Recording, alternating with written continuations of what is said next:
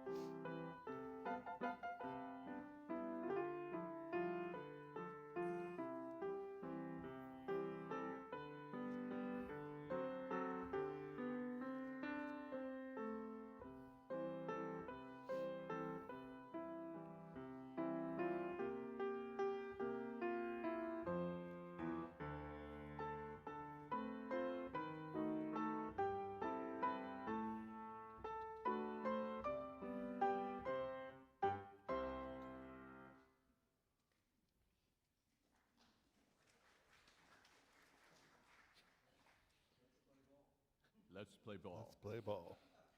In Unitarian Universalist Sunday churches like this one across the nation and across the world, we light a chalice at the start of worship and other gatherings.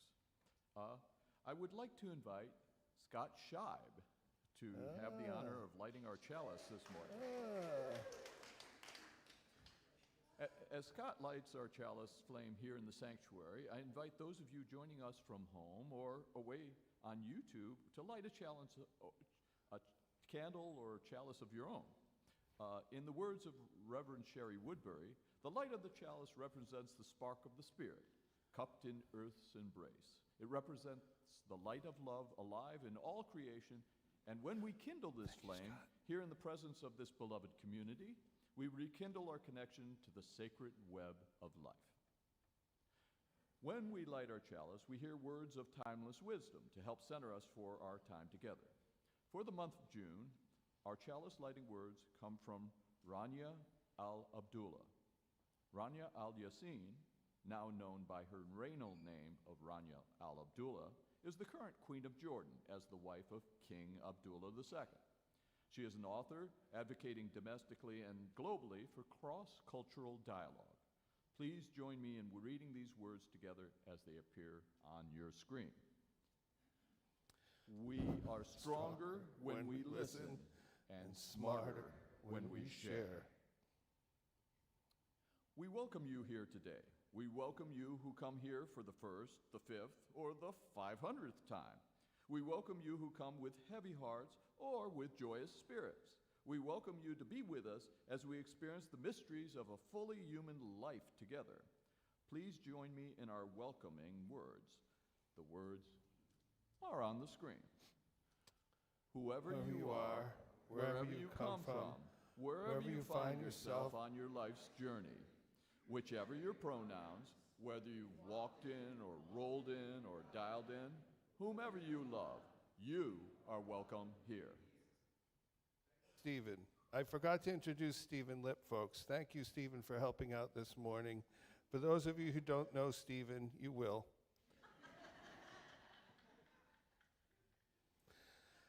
We have a very special presentation this morning. I would like to, as you know, Emerson one of the goals of Emerson is to make the world a better place, and the world is a very big place.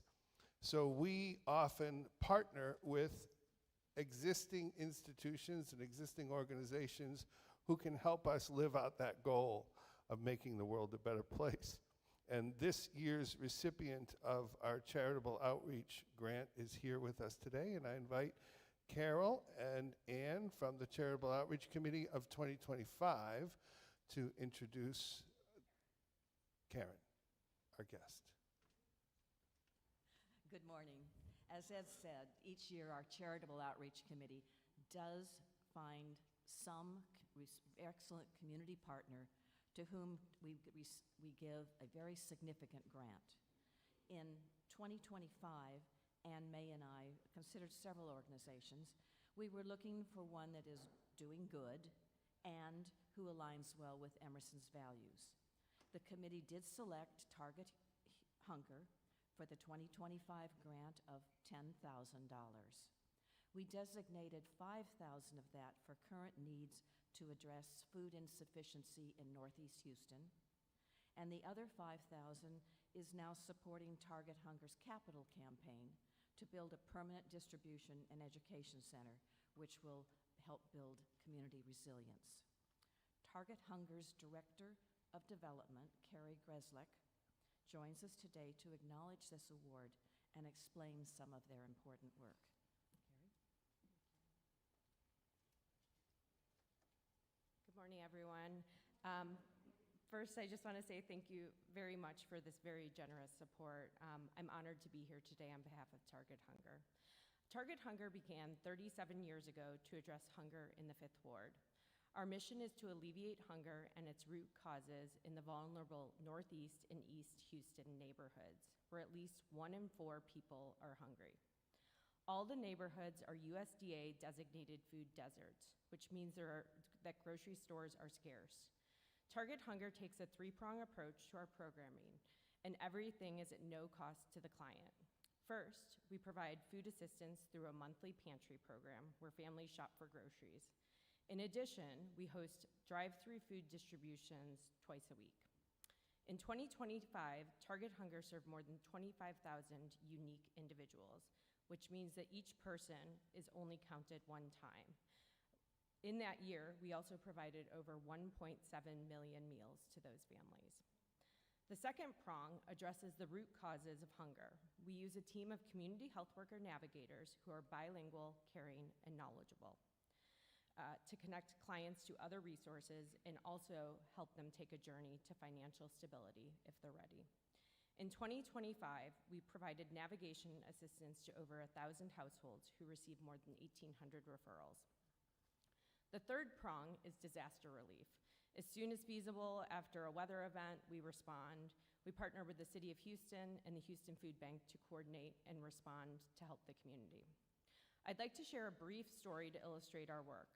Mr. Ramos, a devoted husband and father of 2 young daughters, had been gainfully employed until he started to lose his vision. This led to job loss in his employer-based health insurance. He lost hope. He came to Target Hunger, where he found more than food. Working with a navigator, he received a gold card to cover his surgery at LBJ Hospital. His vision was successfully restored and allowed him to return to work. His family was incredibly grateful for the support provided by Target Hunger. Our work is only possible with the generous support of people like you. We are truly grateful for the church's support of both our operations that allow us to continue to serve our community and for the support of our capital project. I'm excited to share that after 37 years, Target Hunger now has a permanent home in Denver Harbor after successfully completing a $10 million capital project. The new campus will allow us to better serve our community. We are grateful for having you be a part of this accomplishment. We invite you to volunteer. It sounds like that's going to be coming up maybe later this fall for your church, and we're so grateful. Thank you very much.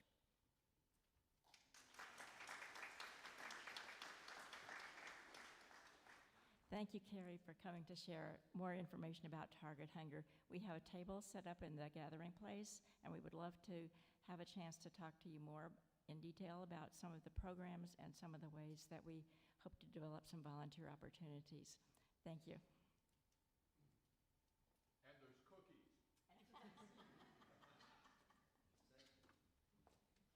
There's cookies. That was what was said. And now we are ready for our opening hymn. If you'd like to stand, if you're able, we're going to be singing hymn 347 in our gray hymnal, Gather the Spirit.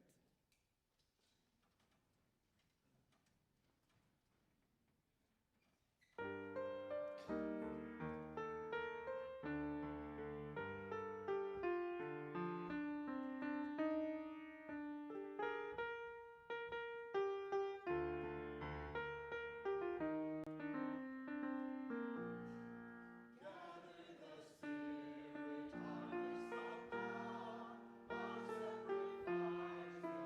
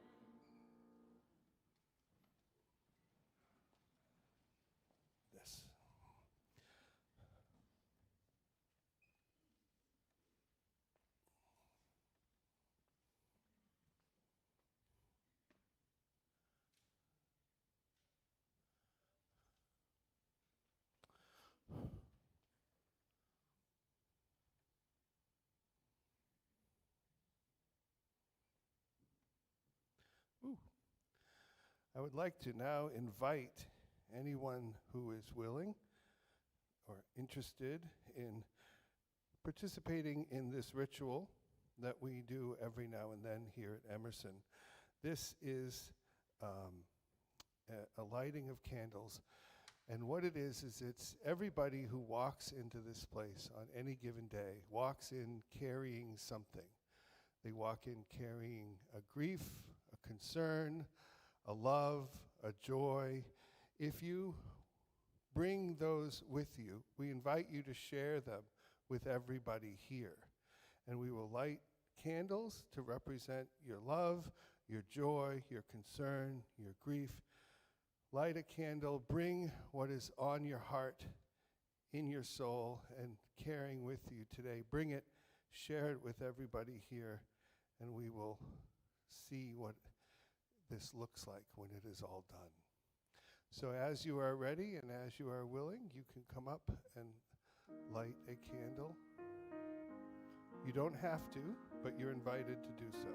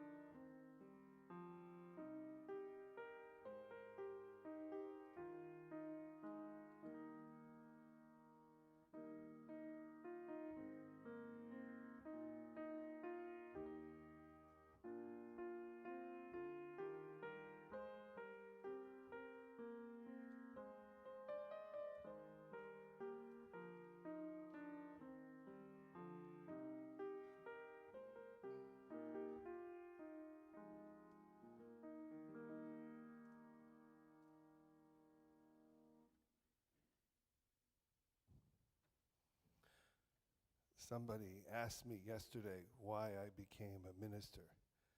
I think this is why I became a minister. The sharing, the bringing together, the community. I don't know what any of these candles mean individually, but I know what it means collectively. And I'm happy that we have a place here where this can happen. And you can come with all the things you have. And you can either leave them here, or they can grow here, they can be tended to here by all of you. So this is, I think, the magic of a church community. And we need more of it, not less of it. Amen. And now I invite Richard to bring us this week in Unitarian Universalist and Unitarian Universalist history. Richard, thank you. Thank you, Reverend Ed. Good morning. Good morning. Frank Schulman was the Reverend here for 25 years, and he wrote this book compiling 600 years worth of UU history. Most of the events he listed are joyous. Some are a little on the macabre side, and I've picked two of those this morning. On June 4th, 1901, Joseph H. Jordan died of an unknown disease at the age of 59. He was born a black free man in West Norfolk, Virginia in June of 1842. After trying his hand as a laborer and grocer, he achieved financial success as a carpenter. Jordan was ordained as a Baptist minister in 1880, but he became a Universalist after reading The Plain Guide to Universalism by Thomas Whitmore. He met with Edwin Chapin Sweetser in Philadelphia and studied under him.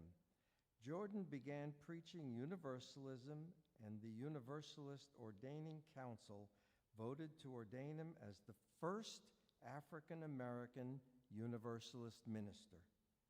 A small group of Jordan's followers became the first Universalist Church of Norfolk, which was admitted into the fellowship by the Universalist General Convention. Some white Universalists who had no church of their own attended Jordan's church. Jordan named a son Richard Sweetser Jordan in honor of his Universalist mentor. And on the 6th of June in 1832, the famous Unitarian philosopher and political economist Jeremy Bentham died at age 84. Bentham had instructed that his body was to be embalmed, dressed, and placed in a chair. It now resides in a glass cabinet in a corridor of the main building of University College in England. At meetings of the governing body, he is recorded as present but not voting. Reverend Ed. Okay, I did not know Jeremy Bentham was a Unitarian, but that's not the scariest part of what I didn't know. Seriously? I'm going to mention Ted Williams a little bit later in the service, and that's kind of in the same ballpark. Oh, boo. I have to pause for a moment and directly address the tech folks. We had a lot going on this morning because somebody forgot to do something. Did you find the video? It's in the folder for today. Can you see if you can? Yeah, it's a picture, but there's, oh no, this is it. This is it. Is this a video? Oh, great.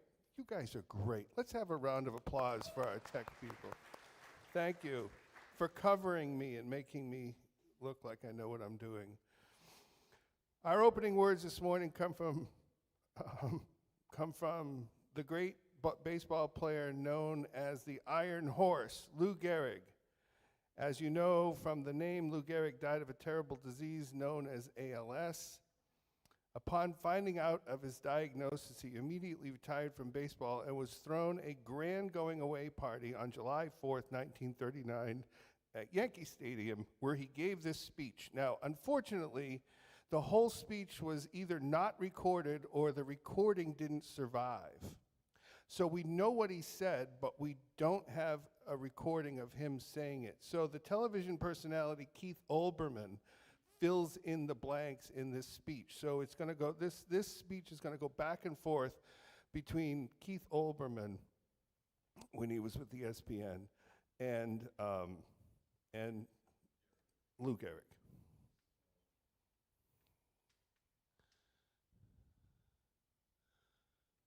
And that's Babe Ruth, by the way.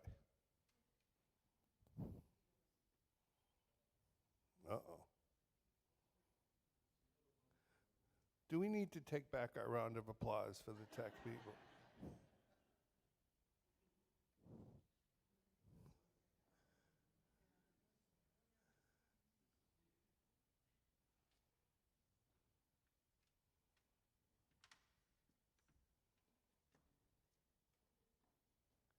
I think it's back a couple more frames, Linda.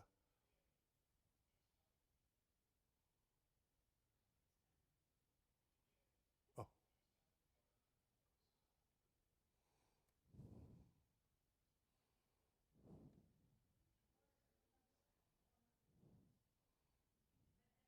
Do we want to move on? Oh.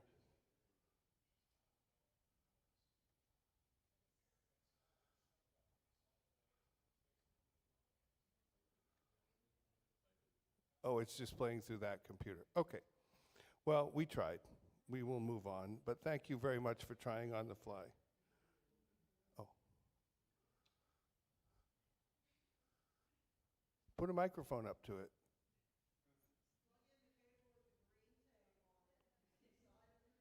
You guys got to understand, it's like 54,000 cables in that little booth back there.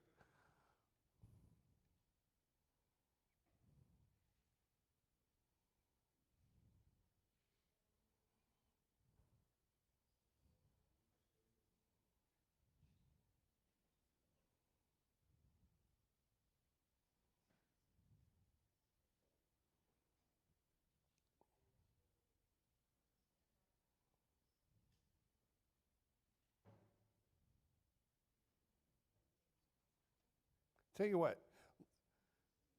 let's give you guys a minute to work that out. And while you're doing that, let me invite Stephen Lipp to call the offering. How about that?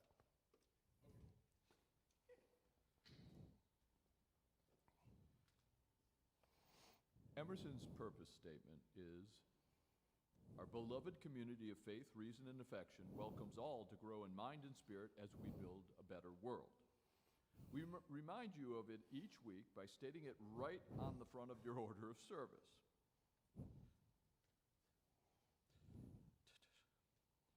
We live out our purpose in many different ways. We worship together, we learn together, we lobby together, and we spread our faith through our actions. We also give our time, talent, and treasure to partners in Houston and across the nation and the planet who feel are living out our purpose in ways that we only wish we could. We support those partners each week at this time in the service. 75% of today's offering will go to June Share the Plate recipient.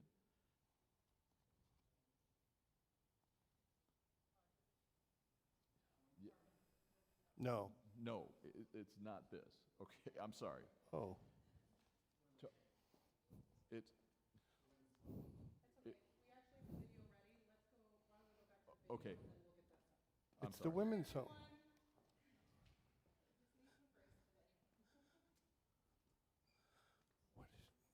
What does yours say?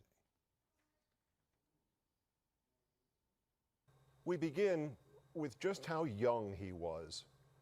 If Lou Gehrig had somehow been swept up from his final day as the first baseman of the New York Yankees, April 30th, 1939, and found himself the first baseman of the New York Yankees this past Tuesday, July 1st, 2014, he would have been the fifth youngest player in the Yankee starting lineup. In the last game he played, he was still just 35. He was Chase Utley's age, Adrian Beltre's age. He was 8 days older that day than Cliff Lee is now. Cliff Lee, who just found out that he can make an injury rehabilitation start Sunday and then rejoin the Phillies. By Lou Gehrig's 37th birthday, Carlos Beltran's age, he could not leave his house. By his 38th, how old David Ortiz is now, Lou Gehrig had been dead for more than 2 weeks. And 75 July 4ths ago, he had just turned 36. He did not want a Lou Gehrig day. He did not want to go on the field. He did not want to address the fans. He did not want to risk revealing by word or by his halting walk or by his already deteriorating physique or by dropping one of the trophies they would give him that what the doctors revealed or what he said they had revealed, that he had a 50-50 chance of surviving, that was a humane inaccuracy. He did not want to say that he had a disease and they did not know what caused it, and they had no way to treat it, and there was no way to keep it from killing him, and that within months to take a picture of him working at his desk, they would have to force his hand closed around a pencil, and that within months of that, he would not be able to raise his own head.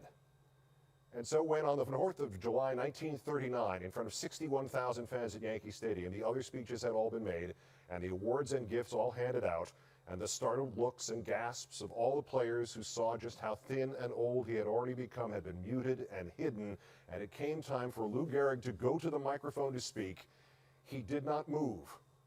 The crowd was then told he would not address them. Technicians advanced to the microphones to remove the microphones, and then the Yankees manager, Joe McCarthy, put his arm on Lou Gehrig's back and leaned into him and said something. We will never know what. But instead of making his public goodbye, his goodbye to those fans, to his teammates, to baseball, to his family, to life, to us who followed him, instead of making his public goodbye a silent, stoic, noble nod, Lou Gehrig moved slowly to the microphone and gave one of the greatest speeches in history, a speech about the blessings of life, not a speech about defiance in the face of death, not a speech about courage, not a speech about religion, not a speech about never giving up, rather a muted, heartbreaking speech, but still somehow unmistakably a speech of gratitude, gratitude for life, gratitude for people. We have all heard him say it. Actually, we've all heard him say only 4 sentences of it, but it is worth hearing in its entirety, even if somebody like me has to read the parts not preserved on film. It has been compared in simplicity, in resonance, in beauty to the Gettysburg Address. It is coincidental, certainly, but in 1863, President Lincoln had spoken 272 words, more or less, and in 1939, Lou Gehrig would speak 276. The past 2 weeks, you've been reading about a bad rag. Today, I consider myself the luckiest man on the face of the earth.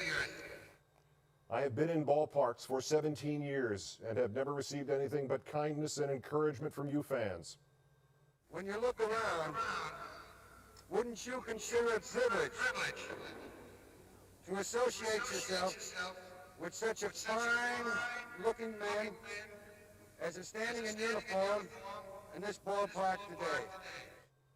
Sure, I'm lucky. Who wouldn't consider it an honor to have known Jacob Rupert, also the builder of baseball's greatest empire, Ed Barrow, to have spent 6 years with that wonderful little fellow Miller Huggins, then to have spent the next 9 years with that outstanding leader, that smart student of psychology, the best manager in baseball today, Joe McCarthy.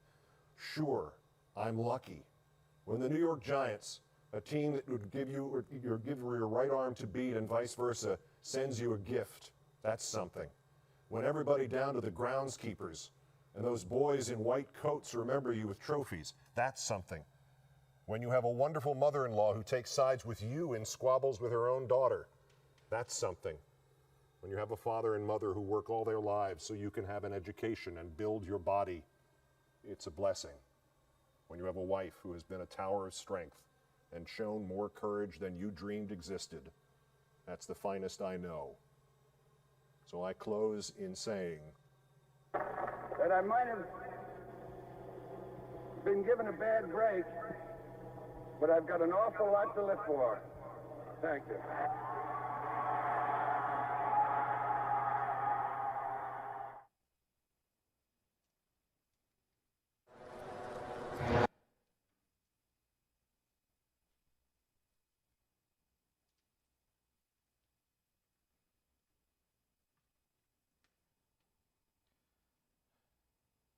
Thank you.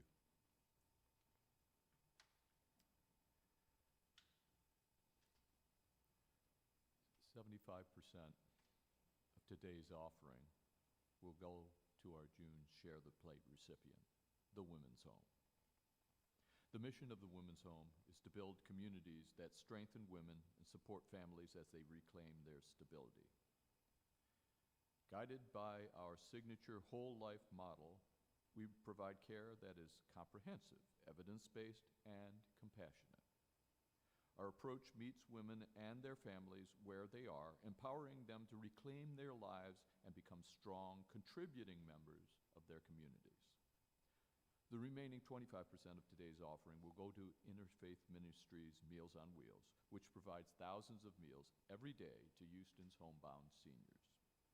You can go to our webpage for online giving, put cash or a check in our offering basket, or mail a check to the church.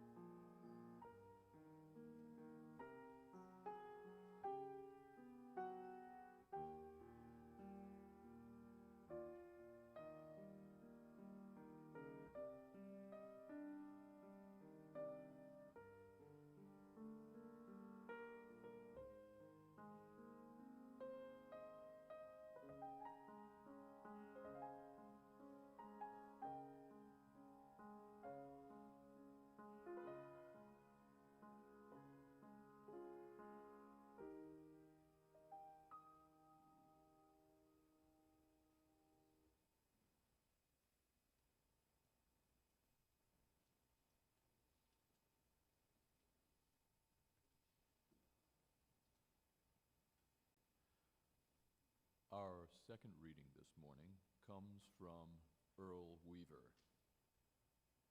Earl Weaver was born in St. Louis in 1930 and died in 2013 at the age of 82.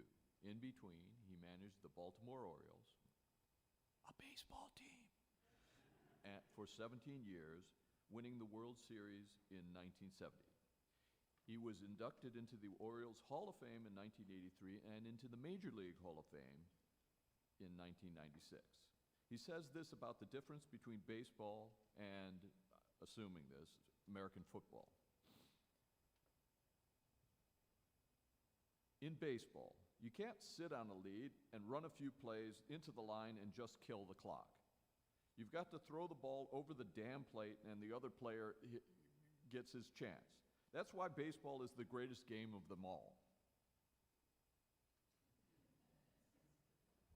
Just in case you don't believe me. So we all know that God is mysterious and God is mystical. And for many of us, being human is mysterious and being human is mystical. So it makes perfect sense, to me anyway, that God's favorite sport would also be mystical and mysterious. I believe there is evidence to support a claim that God's first try at baseball was cricket. And he realized he might have gone a little overboard, so he made a second attempt at it, which was baseball. Cricket is like baseball on Valium. Baseball is like chess at 90 miles an hour, which is why it is clearly God's favorite sport. And I will go through and give you some proof of it. First, like many other religions, it has a virgin birth story. We've all heard that in 1888, Abner Doubleday and the Mills Commission created baseball. Except they didn't we now know that 15 years, that Abner Doubleday came 15 years after the first baseball game was played. Yeah, right? There you go. Whoa. Baseball has sacraments. Play ball at the beginning of every game. The same snacks at every ballpark. The pitcher winds up, every single pitcher winds up essentially the exact same way. It has saints. We just saw one of them, Lou Gehrig, Jackie Robinson, Sandy Koufax, Ted Williams. It has its sinners, Shoeless Joe, Pete Rose, and Barry Bonds. It had, and Ty Cobb, yeah, okay. Ty Cobb, yeah. Should have put Ty Cobb. It has its cathedrals. Fenway Park, which is conveniently right on your order of service this morning. And the new ballpark in Atlanta, the new cathedral to baseball, the new ballpark in Atlanta. Next, baseball is basically Trinitarian. It's entirely based on the number 3, 3 outs, 3 strikes, 3 bases, 3 outfielders, 9 defensive players, which is just 3 times 3, 9 innings, which is also just 3 times 3. 2 of the rarest events in all of baseball are also 3. A triple and a triple play are both 3s. Plus, the rarest of them at all is the perfect inning. When a pitcher strikes out all 3 batters on 3 strikes each for a total of 9 strikes. Need I continue? Okay. The hill or the mound from which the pitcher pitches is 18 inches high, which is just 6 times 3. The mound is 60 feet 6 inches away from home plate, which is 726 inches, which is also divisible by 3, 242 for those of you doing the math. And while we're talking about the mysticism of numbers, the base paths are 90 feet to first, 90 feet to second, 90 feet to third, 90 feet to home, 360 feet, just like the degrees of a circle. So baseball is played on a diamond, which if you lay it on its side is a square, which if you count up all the feet is a circle. So baseball is simultaneously a circle, a square, and a diamond all at the same time. That's mystical. And if that's not enough for you, diamonds are a symbol of purity in many religions, including the 12, one of the 12 in Judaism. But you may think that all of that is just a coincidence. So let's look at just how confusing baseball is, because religion is also confusing. If you're going to have a religion, it kind of seems to have to be confusing. That seems to be one of the rules. So here we go. Take a perfect game. A perfect game is a game where no one reaches base. If there ever were a double perfect game, which of course can't happen, then nobody from either side would ever reach base, which means the game would be theoretically endless. Mystical. Baseball is played with no game clock. I know this year there's a pitch clock, but there's still no game clock, which means baseball is also timeless. Many religions have a line that goes something like, "You are dust, and unto dust you shall return." Baseball has home plate. You start at home plate, and you end up back at the exact same place. If you do really well, you end up right back where you started from. Baseball has suffering. The Red Sox and the Cubs. Baseball has redemption. The Red Sox and the Cubs. It has royalty. The Yankees, and I guess technically the Royals. Oh, yeah, here we go. And it has curses, the curse of the Bambino and the curse of the Billy Goat. Some biblical scholars even go so far as to say that on day 7, God rested because he was watching Game 7 of the World Series. Now, that was funny, right? I'm going to tell you that I have never written, at least not so far, a sermon or an article or anything else for that matter, which warranted a whole bunch of theological, academic, or other kind of reflection or analysis beyond the love and care that those witnessing have chosen to give to it. I imagine that if in the course of my remaining professional career, I were to write something that did warrant such a reflection beyond that love given it to you, given it to people by people witnessing it, that it would be entirely on accident. And amongst all the sermons and articles or any other whatnot I haven't written aimed at the general vicinity of this kind of worthiness, this sermon will presumably go down in history as being one of the least worthwhile of theological inquiry. But here I shift gears a bit as I wanted to give you a personal reflection on my time as a professional minister. Some years ago, before meeting all of you and coming here, someone came to me. Actually, they invited me out for coffee. And they sat me down and they told me that they and their 2 children were leaving the church. They left very quietly, they were very gracious, and they were wonderful, and they took me out for coffee, and they let me know the reason they were leaving the church. They had found another congregation, a congregation whose message, in their opinion, spoke to their soul in a way that our message, and I'm assuming there they meant my message, just didn't. They were very kind to come right out and say they had found a message that spoke to their soul in the way that my message didn't, or the message of Unitarian Universalism didn't, but that's what had happened. The message they had heard from this other church that drew them away from that fine Unitarian congregation that I was affiliated with at the time was that in their new congregation, they were told that God loved them. They were attracted to hearing this message, this explicit message of love. To go to their new congregation and to hear that this new congregation's God loved them was the message that they needed to hear. And it was a message that they felt they weren't getting in their Unitarian Universalist church. Not to make this all about me, but for 6 or 8 or 18 months, I blame myself for them leaving. As their minister, of course, I told nobody because that's what they wanted, or at least nobody from that particular congregation, but I lamented to myself, I grieved the loss of that family. I still do. Every other Sunday, I stand here and I wonder, do my messages push too hard? Do they fail to caress the souls of those gathered to hear them?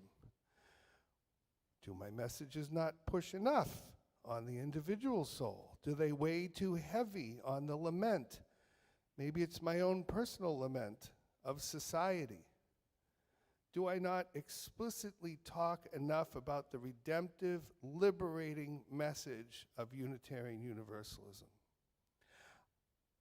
I still lament. I still grieve.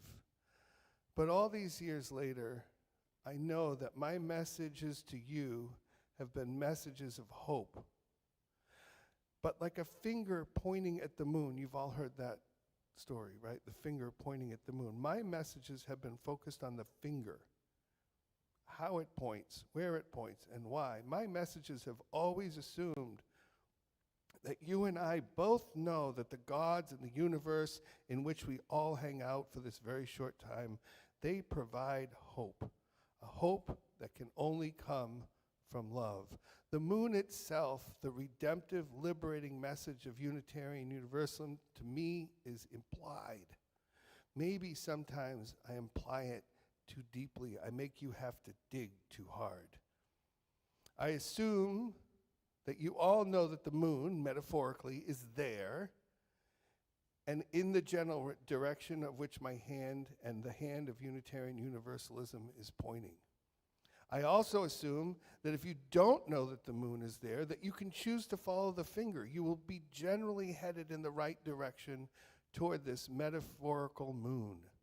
each under your own power and at your own self-direction. Your journeys are your journeys, and your destinations are your destinations. This sermon is the same. Whether you like baseball or not, whether you like sports or not, whether you like this sermon or not, my faith tells me that whether or not you are aware of it, you will find it having pointed toward the moon of hope, toward the moon of joy, toward the moon of community experience that binds us one to each other, toward the moon that tells us, no matter how we hear it, that our God loves us. For what kind of God gives us baseball that does not love us? And not just baseball, but ice cream and music and George Carlin and sunsets in Mallory Square. What kind of God gives us all of that that does not love us? Sure, the gods of golf and tennis clearly have it out for us, choosing not to soothe our souls, but to give us a club and a racket that we can hurl into the woods or against a fence out of disgust and self-loathing. But the God of baseball gives us just what we need. Another pitch, another at-bat, another inning, another game, another season, all packaged, whether we know it or not, whether we recognize it or not, except for possibly Miami Marlins and Cincinnati Reds fans who may need to find their own sources of hope, all packaged in a message of hope. And what is hope if it's not love on the horizon? So if you need a message that your God loves you, look no further than what brings you joy. Find the secret messages that God has tucked into your ice cream, into your music, into that George Carlin thing, into the any given sunset, but especially the ones at Mallory Square. Don't think too hard about it. Don't make the math prove it out for you. Just see it for what it is. And when you do, you will be living the message of Unitarian Universalism, a message based on doing the work to see things as they really are, together in beloved community, a message of working toward changing the things that need to be changed, a message of changing the things that can be changed, a message that cries out for you to see it and bask in all the love of the gods that surround you. For one more pitch, one more at-bat, one more inning, one more game, another season, and for as long as there are seasons. Amen, and may it be so, folks. May it be so. I now invite you to help us sing our final hymn, the words of which will be, the words of which are in your heads. So we are going to sing what clearly should have been the national anthem, but someone goofed this up. We are going to sing Take Me Out to the Ball Game.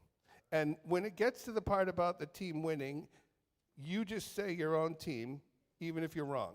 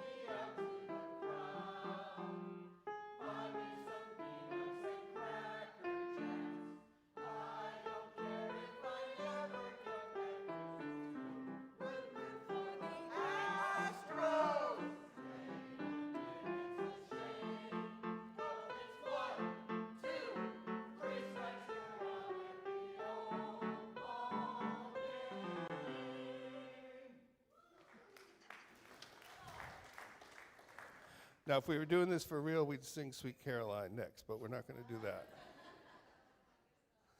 Our time together, my friends, is coming to a close. We've heard the words, we've heard the music, we've sung the words that bring us into community.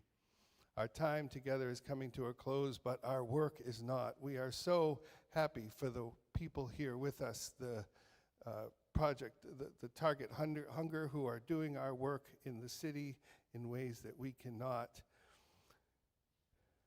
And we are happy that they are here with us. Let me leave you with this one final thought.